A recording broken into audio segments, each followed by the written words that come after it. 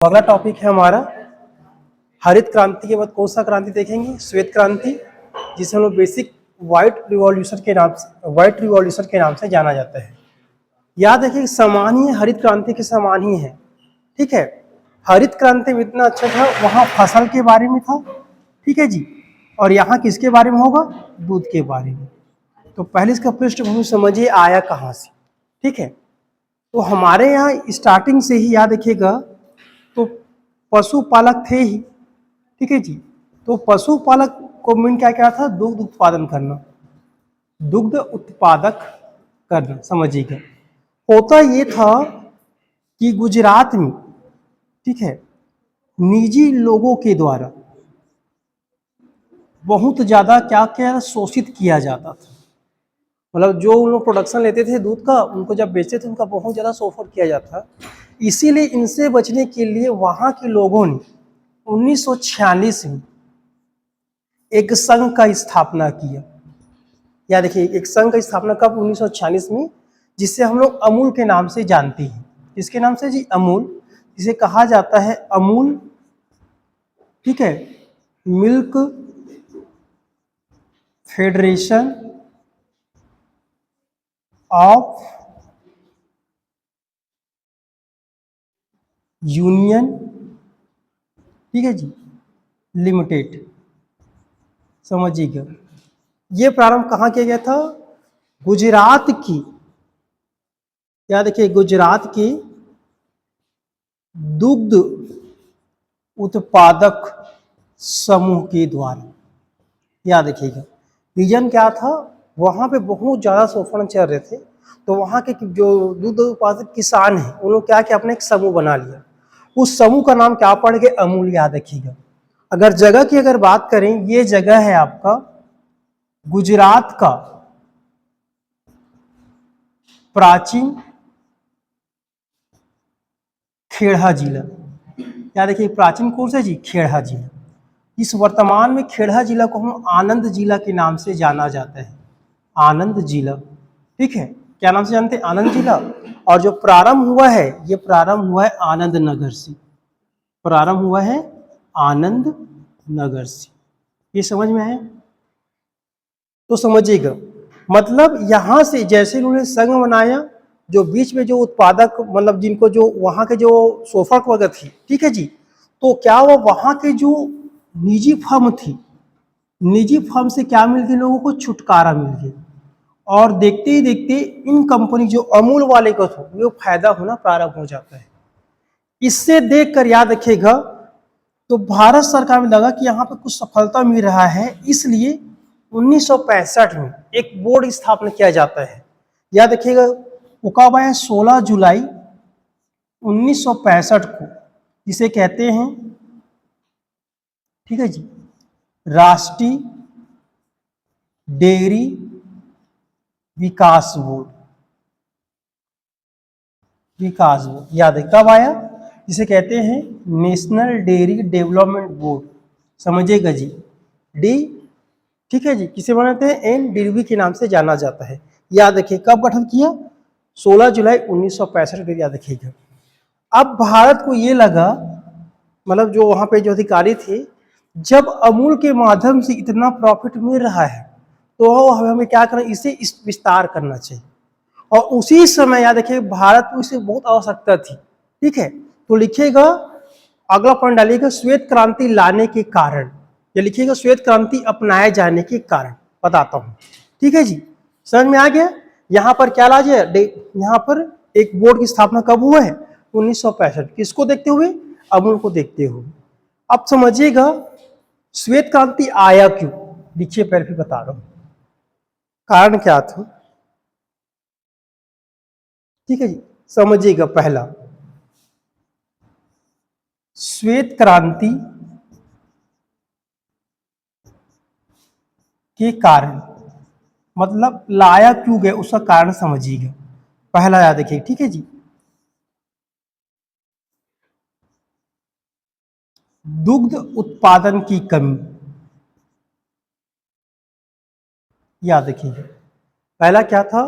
अगर बात करूं मैं 1950 से लेकर 1960 के दशक में हमारे यहाँ दूध का उत्पादन बहुत ही कम होता था।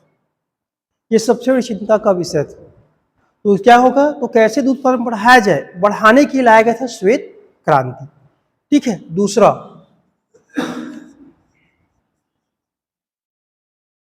पोषण स्तर को सुधारने के लिए, पोषण स्तर को सुधारने के लिए,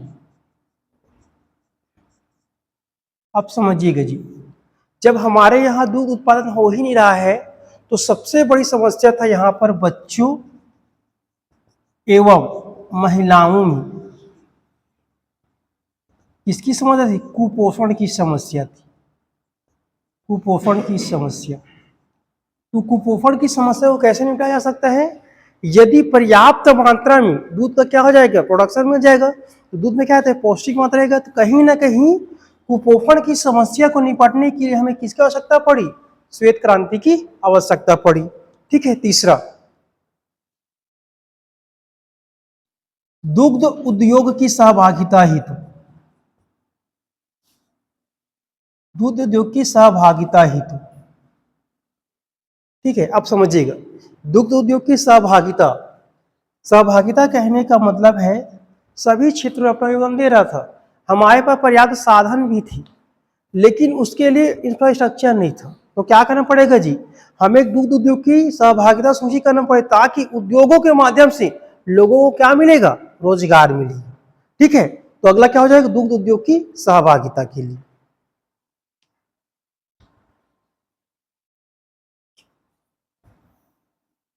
थोड़ा समझिएगा,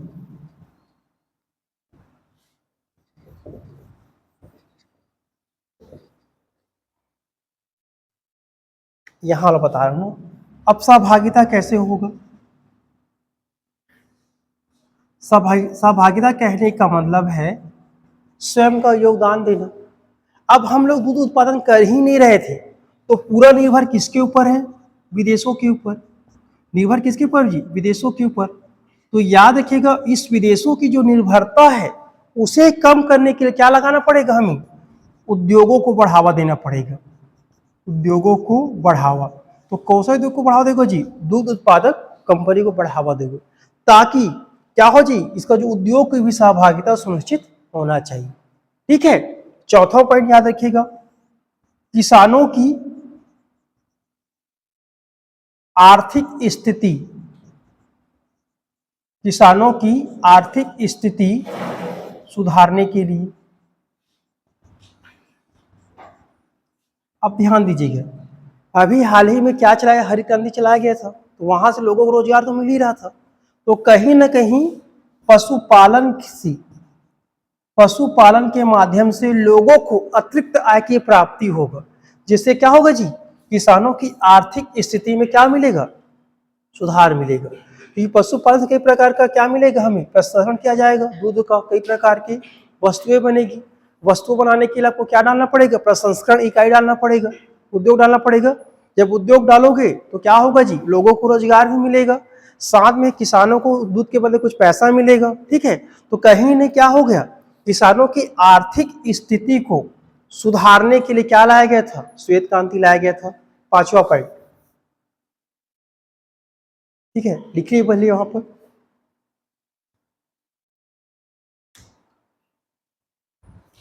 अगला, सहकारी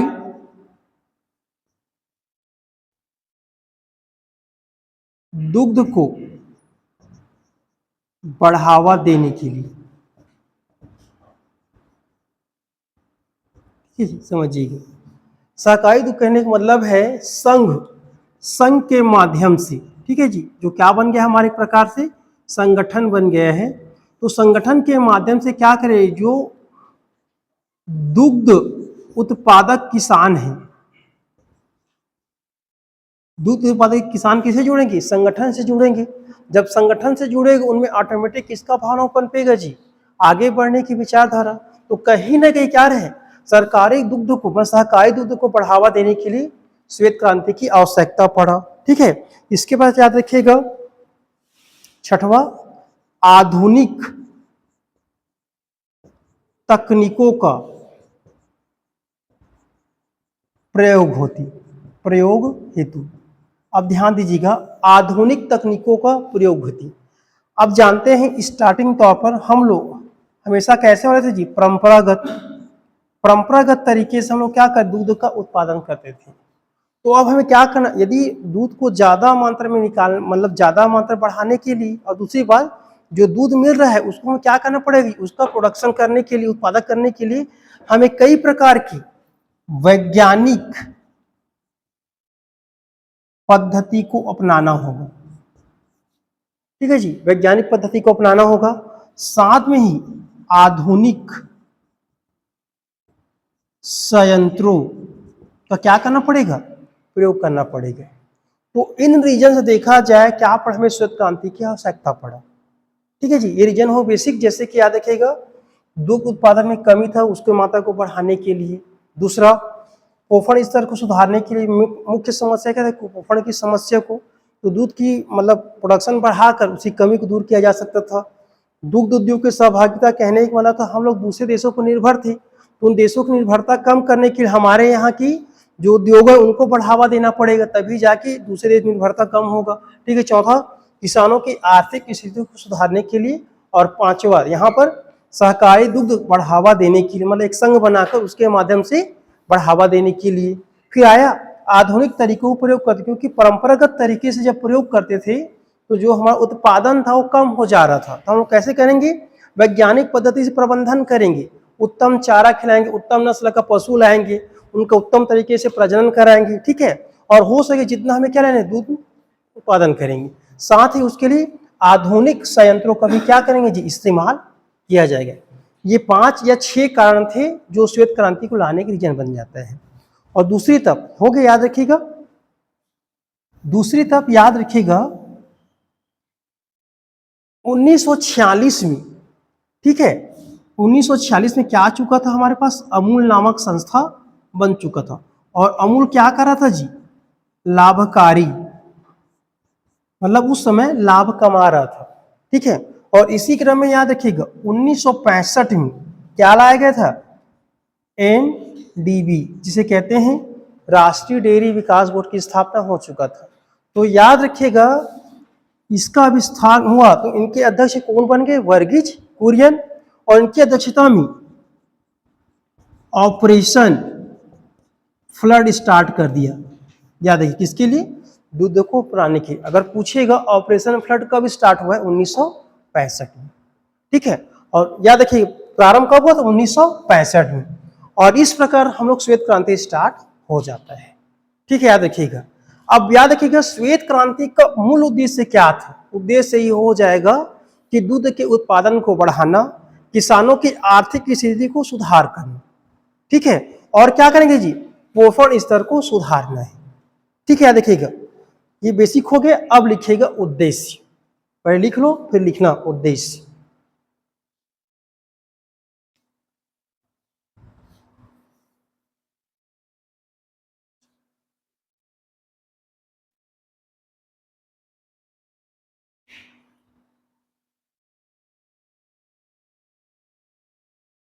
ये हो गया, बताइए, लिख ली। अब प्रारंभ करो ना श्वेत क्रांति, याद रखिएगा। तो इसके जो प्रणेता कौन होंगे, वर्गीज कुरियन। ठीक है जी। तो समझिएगा उद्देश्य, अगर मैं उद्देश्य की अगर बात करूं, ठीक है, तो याद रखिएगा उसका क्या हो जाएगा, दुग्ध उत्पादन में आत्म निर्भरता प्राप्त करना। ठीक है। एवं विश्व में अग्रणी भूमिका निभाना, अग्रणी भूमिका निभाना। वर्तमान में याद रखिएगा विश्व में प्रथम स्थान है भारत का दुग्ध उत्पादन में। इनकी सफलता थी श्वेत क्रांति। ठीक है, याद रखिएगा। तो दुग्ध उत्पादन में आत्मनिर्भरता प्राप्त करना स्वयं के लिए, ताकि जो अन्य देशों पर हमारा जो निर्भरता है वो क्या हो जाए, समाप्त हो जाए। साथ ही क्या बोले जी, विश्व में कैसी भूमिका निभानी है, अग्रणी भूमिका निभानी है। इनके उद्देश्य से प्रारंभ किया गया था। ठीक है। भारत में ये 3 चरणों में लागू हुआ। 3 चरणों में लागू हुआ है। ठीक है, तो प्रथम चरण की अगर बात करूं, प्रथम चरण की अगर बात करूं, ये होता है 1970 से लेकर 1980-81। ठीक है, अगर द्वितीय चरण की बात करूं, द्वितीय चरण की अगर बात करूं, ये हो जाता है 1981 से लेकर 1985। ठीक है, और तृतीय चरण, तृतीय चरण की अगर बात करूं, ये हो जाता है 1985 से लेकर 1995। ये था हमारा तृतीय चरण, सबका अलग अलग खासियत है। ठीक है, प्रथम चरण में 10 राज्यों में इसे लागू किया गया। कितने राज्यों में? 10 राज्यों में। जो प्रमुख बड़े बड़े महानगर थे, जैसे 4 महानगर आपको याद ही होगा, एक है दिल्ली, ठीक है जी, एक है कोलकाता, ठीक है, तीसरा क्या हो जाएगा? बॉम्बे, मुंबई, और तीसरा क्या हो जाएगा? चेन्नई। यहां पे लागू किया है, मतलब क्या करते हैं, 10 राज्यों में लागू किया ताकि यहां पर उत्पादन बढ़ा सकी, उत्पादन बढ़ा सकी। लिखिएगा बस, बाकी पूरा लिखवाऊंगा ना, समझो बस अभी। ठीक है, द्वितीय चरण में आइएगा। द्वितीय चरण में क्या किया? इनका विस्तार किया, जो दूध उत्पादन कर रहे थे उनका विस्तार किया, और विस्तार करते करते 18 राज्यों में इनका क्या किया जी? विस्तार कर दिया। ठीक है, 10 यहां पे, 18 यहां पे, कितना? 28 हो चुका। अब तृतीय चरण में याद रखिएगा, संपूर्ण भारत में लागू, संपूर्ण भारत में लागू हो जाता है। तो याद है, द्वितीय चरण में संघों की स्थापना किया जाता है। हर जगह संघ की स्थापना कहां करेंगे? द्वितीय चरण में। और सर्वाधिक संघों की स्थापना कहां होगा? तृतीय चरण में। ये पूछ सकता है ना, सब लिखाऊंगा। सर्वाधिक संघ की स्थापना कब होगा? तृतीय चरण में, याद रखिए। पहले चरण का उद्देश्य क्या था कि कैसे करके उत्पादन बढ़ाना है, मिल जाता है। सेकेंड में क्या होगा? 18 जो विस्तार करेंगे, उत्पादन बढ़ाएंगे, संघ की स्थापना करते, निकटतम समूहों को मिलाकर मिलाया जाता है। या देखिए 25 आसपास से 25 समूह को मिलाकर एक संघ बनाएंगे, ऐसे बनाया जाता है। और यहाँ पर हैदराबाद में एक, वहां पर एक केंद्र है, अनुसंधान केंद्र, वहां पर रक्षा नाम का क्या किया जाता है? टीका का आविष्कार किया जाता है, जिनके वजह से पशुओं को बीमारी से क्या मिल जाती है? मुक्ति मिल जाता है। मतलब इसमें रक्षा का बहुत महत्वपूर्ण निभाते हैं सेकेंड चरण में। तीसरा में क्या हो जाएगा? तीसरा चरण में सभी जगह विस्तार हो जाता है, और तीसरा चरण के आते आते भारत के विश्व में अग्रणी राज्य बन जाता है। जैसे डेटा बता रहा हूं मैं, 1950-51 के दशक में हमारे यहाँ 17 मिलियन टन किसका उत्पादन होता था? दूध का उत्पादन होता था। ठीक है, और वही 1970-80 के दशक में कितना होगा जी? 112 मिलियन टन। देखिए कितना बढ़ गया है। वर्तमान की अगर बात करूं, 2023-24 में लगभग 239 मिलियन टन है, याद रखिए। ये बहुत बड़ा डेटा है ना। जबकि प्रति व्यक्ति अगर बात करूं तो कितना? 471 ग्राम प्रतिदिन क्या मिलता है? दूध की उपलब्धता है। मतलब भारत में जितने भी जनसंख्या है उनको प्रतिदिन कितना मिल सकता है? 471 ग्राम दूध मिल सकता है। ये डेटा बहुत बड़ा है। इससे हम क्या अग्रणी भूमिका हो गई है। इससे जो अपनी मकसद था उस मकसद में सफलता मिल जाता है। ठीक है, याद रखिएगा। अब मेन इन तीनों फेज को आपको लिखना है। ठीक है, तो स्टार्ट कीजिए। प्रथम चरण समझा दिया, अब लिखना है आपको। ठीक है, लिखिएगा प्रथम चरण। उद्देश्य लिख चुके हो यहां से? ठीक है, अच्छा लिखिएगा। श्वेत क्रांति 3 चरणों में, ठीक है, श्वेत क्रांति 3 चरणों में है।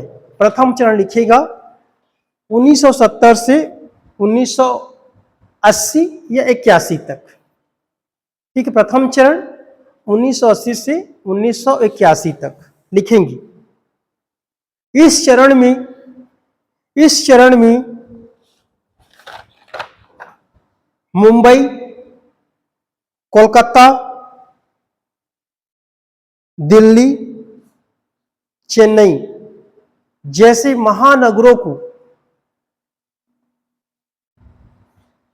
महानगरों को दूध की खपत और उत्पादन बढ़ाने के लिए, जैसे नगरों में दूध के उत्पादन या खपत बढ़ाने के लिए अलग अलग 10 राज्यों में, अलग अलग 10 राज्यों में डेयरी विकास कार्यक्रम स्थापित किया गया। डेयरी विकास कार्यक्रम स्थापित किया गया। डेयरी विकास कार्यक्रम स्थापित किया गया। तो याद रखिएगा प्रथम चरण कितने राज्यों में? 10। और सबको उद्देश्य क्या था जी? याद रखिएगा ना जी, दिल्ली, कोलकाता, मुंबई, चेन्नई, यहाँ पे जो महानगर है दूध की उत्पादन बढ़ाना है और खपत भी बढ़ाना है, इसलिए क्या करेंगे 10 राज्यों में हम लोग क्या करें, इसकी उत्पादकता बढ़ा रहे हैं और डेयरी विकास कार्यक्रम चला रहे हैं। ठीक है, आइए द्वितीय चरण में 1981 से 85 लिखेंगे। यह चरण 1981 से लेकर 1985 तक जारी रहा।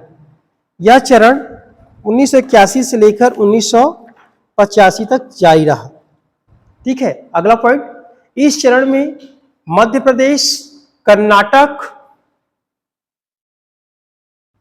इस चरण में मध्य प्रदेश, कर्नाटक, राजस्थान जैसे राज्यों में डेयरी विकास कार्यक्रम, इन राज्यों में डेयरी विकास कार्यक्रम का विस्तार हुआ। कर्नाटक, मध्य प्रदेश, राजस्थान जैसे राज्यों में डेयरी विकास कार्यक्रम का विस्तार हुआ। डेयरी विकास कार्यक्रम का विस्तार हुआ। साथ ही 25 निकटवर्ती, साथ ही 25 निकटवर्ती दुग्धशाला क्षेत्रों का विकास हुआ।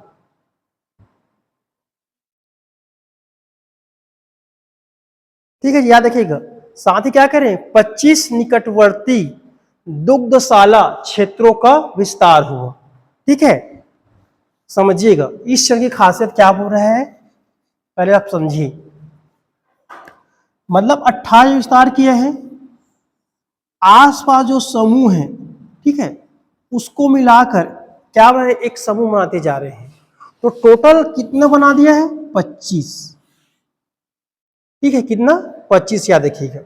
और जो 25 बना था, ठीक है, याद रखिएगा ना, 25 क्या बना दिए हैं, निकटवर्ती दुग्धशाला का स्थापित किए गए हैं।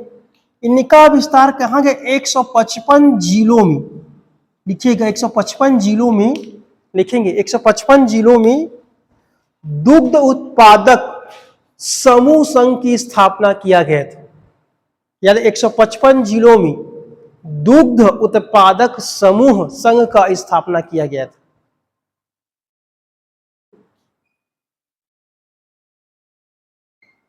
समझ आ गए? डेटा याद रखिएगा, डेटा क्या बोल रहा है कि द्वितीय चरण में 155 जिलों में दुग्ध उत्पादन समूह स्थापना किए गए थे। और कितना समूह बनाए थे जी, 25। समझ आ गए? जैसे बता रहा हूं, आसपास क्षेत्रों को मिला के एक क्लस्टर बना लिया हम लोगों ने, तो क्या उस पास के क्षेत्रों को क्या करेंगे जी, दूध को पूरा लाएंगे और उनका क्या करेंगे, प्रसंस्करण करके सप्लाई करेंगे। ऐसी कितनी संख्या थी यार, 155 जिलों में। समझ आ गया? तीसरा पॉइंट लिखो। अगला, हैदराबाद अनुसंधान संस्थान के द्वारा, हैदराबाद अनुसंधान संस्थान के, अच्छा 155 जिलों में दुग्ध उत्पादक समूहों की स्थापना किया गया। ठीक है, अब नेक्स्ट पॉइंट लिखिएगा। हैदराबाद अनुसंधान संस्थान के द्वारा, हैदराबाद अनुसंधान संस्थान के द्वारा रक्षा नामक टीके का विकास किया गया। यह देखिएगा, रक्षा नाम, और रक्षा में अंडरलाइन डालिएगा, एक खासियत है। ठीक है, इस टीके के माध्यम से मवेशियों की बीमारियों को नियंत्रित किया गया। इस टीके के माध्यम से मवेशियों की बीमारियों को नियंत्रित किया गया। जैसे कोविड को सबको याद होगा, सब वैक्सीन लगाए थे जी, फिर घूम रहे थे सब बिंदास। उसी प्रकार क्या लगा दिया, एक वैक्सीन लाया ताकि पशु किसी प्रकार की बीमारी से पीड़ित ना हो जाए। जब बीमार मतलब पशु स्वस्थ रहेंगे तो दुग्ध कैसे ऑटोमेटिक बढ़ेगा ही, जब दुग्ध बढ़ेगा तो उत्पादन भी बढ़ेगा। इसीलिए क्या करें, पहले उनको स्वस्थ रखना बहुत जरूरी है। ठीक है, तो ये पूछ सकता है रक्षा किसने विकसित किया है? हैदराबाद अनुसंधान केंद्र। ये किस लिए था? बीमारियों मतलब पशुओं को या मवेशियों को बीमारी से बचाने के लिए। अगला लिखेंगे,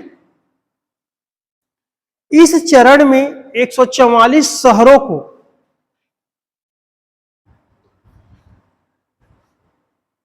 इस चरण में 144 शहरों में दुग्ध विपणन संस्थाओं का विकास हुआ।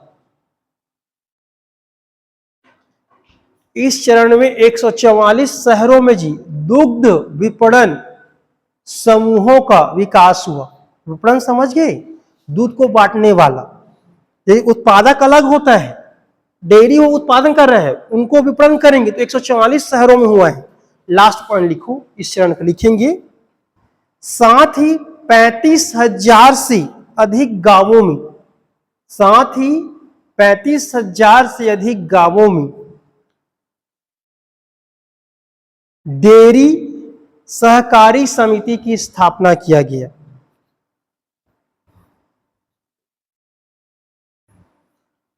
ठीक है जी, तो 4 फैक्टर याद रखेगा। पहला क्या देखें, आसपास के समूह को मिला के 25 क्या बनाए, दूध उत्पादक समूह बनाए हैं। ये समूह कहाँ गए? 155 जिलों में स्थापना किया गया, 144 शहरों में विपणन केंद्र की स्थापना किया गया है, और 35,000 से अधिक क्या गए जी गांव में सहकारी समिति। कौन सा सहकारी समिति? दुग्ध वाला। अब आइए तीसरा चरण लिखेंगे। यह चरण 1985 से प्रारंभ होकर,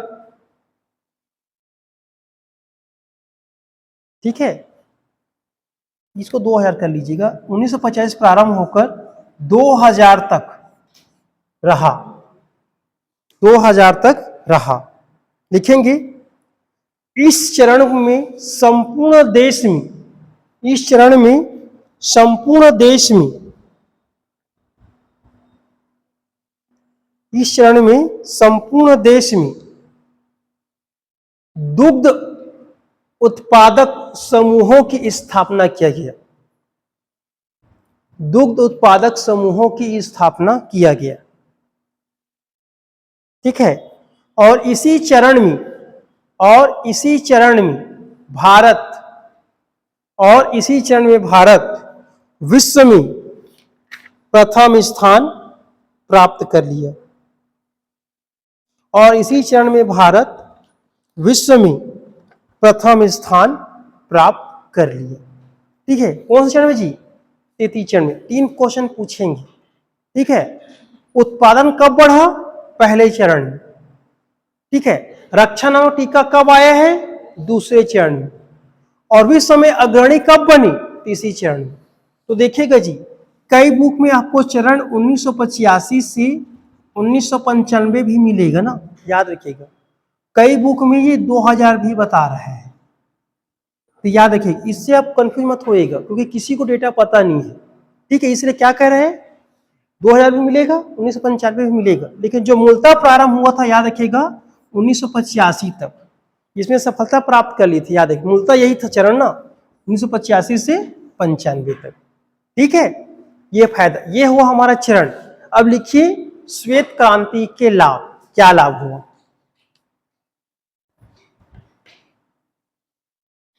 लिखेंगे, यह महत्व, दोनों एक ही चीज है जी, लाभ बोले या महत्व बोले। लिखिए पहला पॉइंट, तो यह हरित क्रांति के समान ही है, यह हरित क्रांति के समान ही था, यह हरित क्रांति के समान ही था।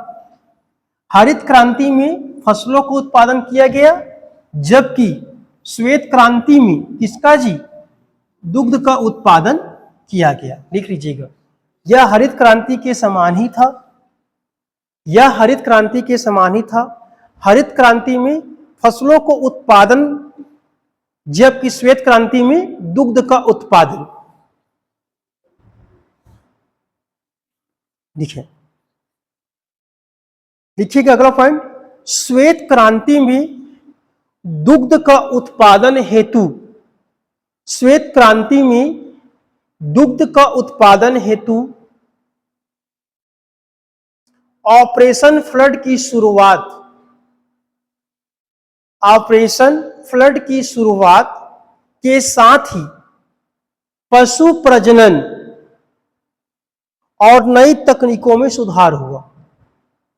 ठीक है जी, ऑपरेशन फ्लड के शुरुआत के साथ ही पशु प्रजनन और नई तकनीकों में सुधार हुआ।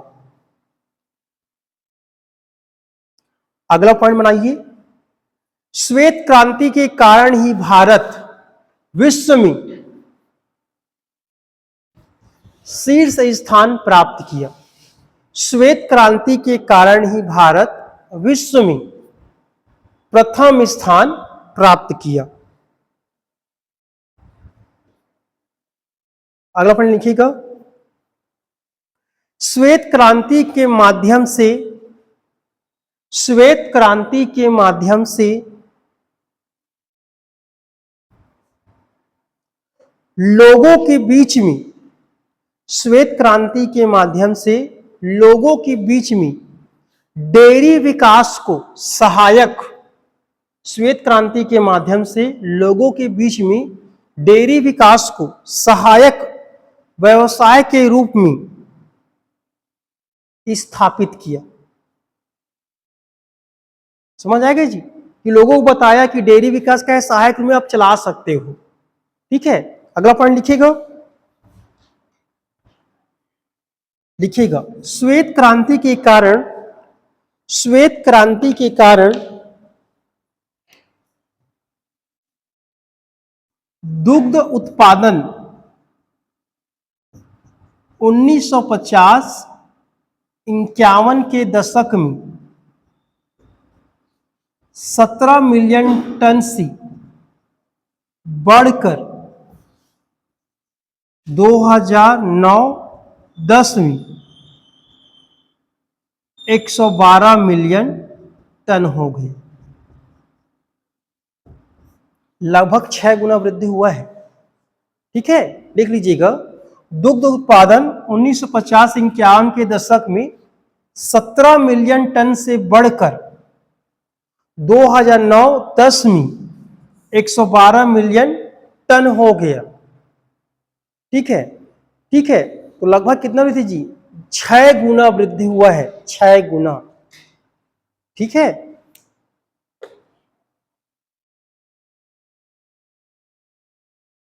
कितना गुना वृद्धि हुआ है? 6 गुना। ये पूछ सकता है, याद रखिएगा ना जी, गेहूं भी 6 गुना वृद्धि हुआ था ना, सबको याद है, और चावल में 3 गुना, तो इसमें कितना? 6 गुना वृद्धि हुआ है। अगला पॉइंट लिखिएगा, ऑपरेशन फ्लड की सफलता सुनिश्चित, ये पॉइंट मोस्ट एमपी है ना, ऑपरेशन फ्लड की सफलता सुनिश्चित करने के लिए आनंद,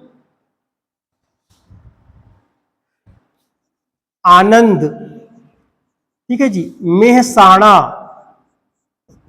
और पालनपुर, क्या बोल रहा हूं?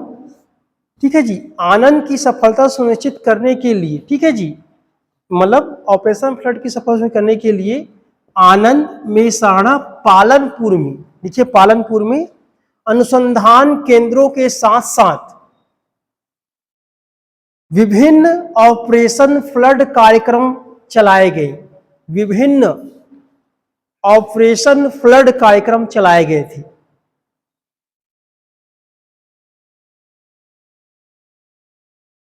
ठीक है, अगला तो ये पूछेगा जी, ये कूट में आ सकता है, ऑपरेशन फ्लड की सफलता सुनिश्चित करने के लिए कहां पर अनुसंधान केंद्र स्थापित किए गए और कौन कौन से ऑपरेशन फ्लड चलाए गए थे? याद देखिए, कहां 3 जगह था, आनंद, मेहसाणा, पालनपुर। ठीक है, आनंद में राजस्थान में, पालनपुर गुजरात में, वहां चलाया गया है। अब लिखिएगा, ऑपरेशन फ्लड की सफलता सुनिश्चित करने हेतु, ऑपरेशन फ्लड की सफलता सुनिश्चित करते हुए पशु बीमा योजना, पशु बीमा योजना 2006 में प्रारंभ, पशु बीमा योजना 2006 में से प्रारंभ जो असामयिक पशुओं की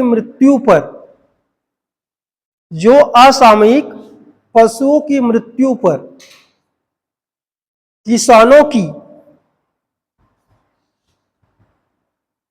किसानों को नुकसान से बचाता था। ठीक है जी, याद रखिएगा। तो ये पूछेगा पशु बीमा योजना कब प्रारंभ हुआ है? 2006 में।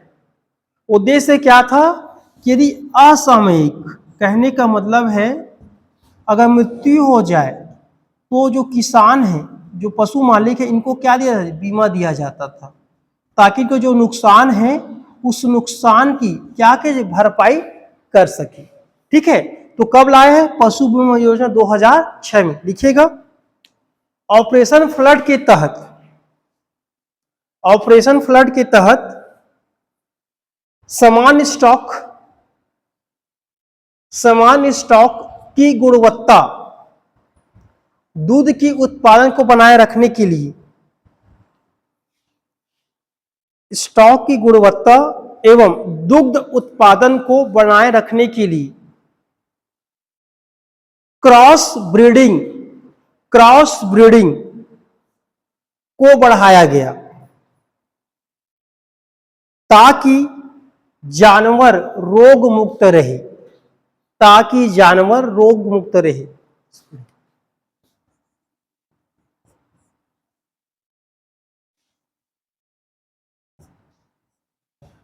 ठीक है जी, क्रॉस ब्रीडिंग मतलब समझ गए होंगे। ठीक है, मतलब ऐसे याद रखिए कि मतलब नॉर्मल जो मवेशी अगर बीमार होते हैं उसमें प्रजनन के माध्यम से क्या कहते हैं, शुद्ध नस्ल डाल दिया जाता है, ताकि उसे होने वाला जो उनका बच्चा आएगा वो कैसा रहे, बीमार से या बीमारी से ग्रसित ना रहे। ठीक है, तो इससे क्या होगा, दुग्ध उत्पादन हमारा बढ़ जाएगा, ताकि वो बीमारी से मुक्त तरीके से क्या कराए, बड़ी मात्रा में हमारा क्या कराया, क्रॉस ब्रीडिंग कराए। ठीक है, आगे लिखिएगा आगे। श्वेत क्रांति के कारण भारत 2016-17 में, श्वेत क्रांति के कारण भारत 2016-17 में विश्व के सबसे बड़े दूध उत्पादकों में से एक हो गया। श्वेत क्रांति के कारण भारत विश्व के सबसे बड़े दूध उत्पादकों में से एक हो गया। कब हुआ जी? 16-17 में। पूछेगा ना, तो भारत अग्रणी कब बना है? 16-17 में। ठीक है, लिखिएगा अगला। आज विश्व का वैश्विक दुग्ध उत्पादन में, भारत का योगदान 22% है।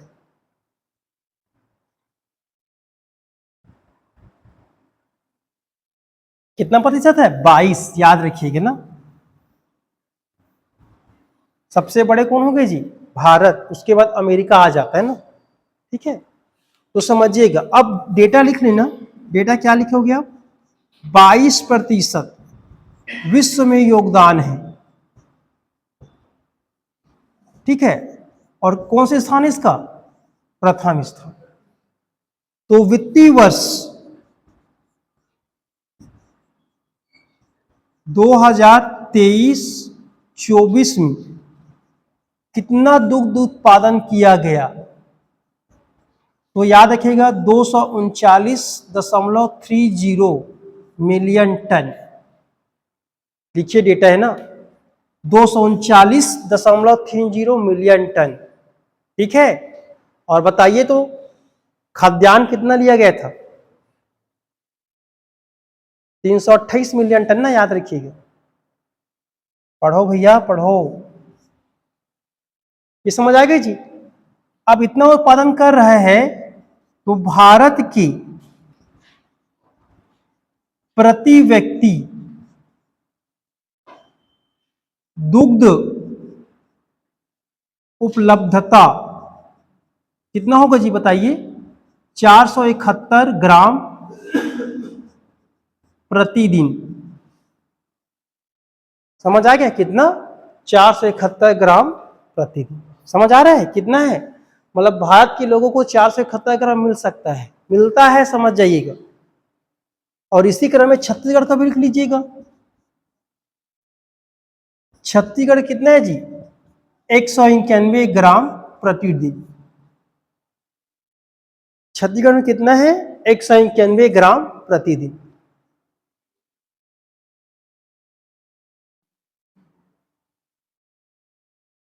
ये समझ आया? छत्तीसगढ़ में कितना है? 191 ग्राम प्रतिदिन। ठीक है, अब समझिएगा, अगर औसत देखा जाए विश्व स्तर पर, औसत देखा जाए विश्व स्तर पर 323 ग्राम प्रति डे है, मतलब प्रतिदिन है। कितना ज्यादा देखिएगा भारत में। क्या बोलना चाहिए?